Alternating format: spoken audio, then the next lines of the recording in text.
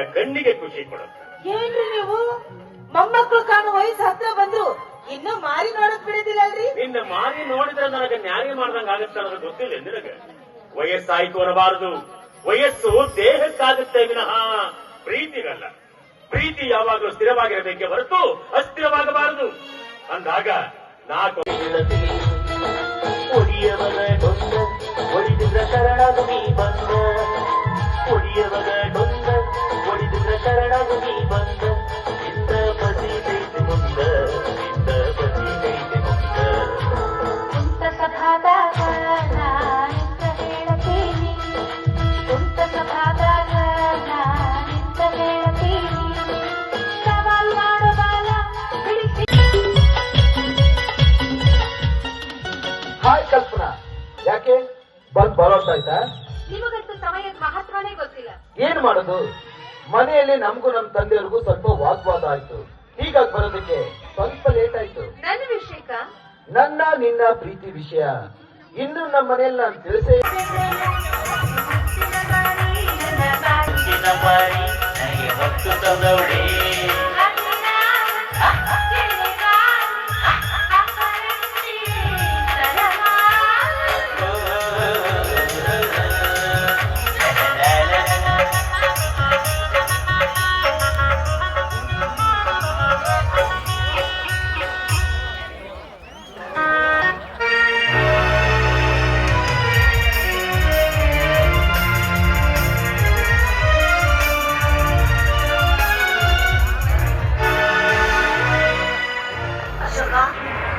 ಯಾಕಪ್ಪ ಬರೋದಕ್ಕೆ ತಡ ಮಾಡಿದೆ?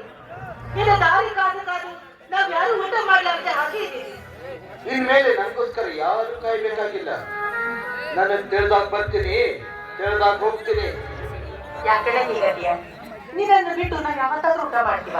ಅದಲ್ಲದೆ ಅಪ್ಪ ಕೂಡ ಫೋನ್ ಮಾಡಿದ್ರು, ನಾನ್ ಬರೋದ್ ಲೇಟ್ ಆಗಿದೆ, ನೀವು ಊಟ ಮಾಡೋ ಮನೆಗೆ ಅಂತ ಹೇಳಿದ್ರು. ಫೋನ್ ಮಾಡ್ತೇವೆ, ಮತ್ತಿನ್ನೇನು ಮಾಡ್ತಾರೆ?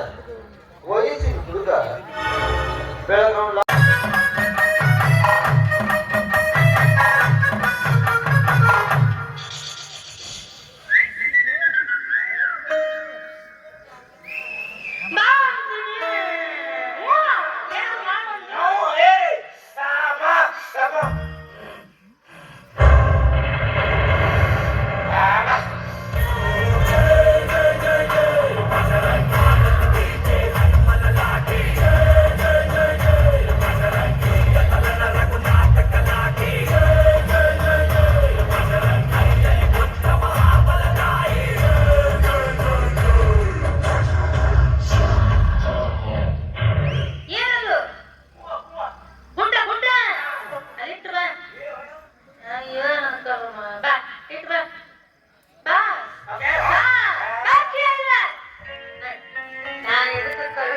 ಇದು ಏನ್ ತಿಳ್ಕೊಂತು ದೇವರಿಗೆ ಆಗ್ತದ ಮಾತು.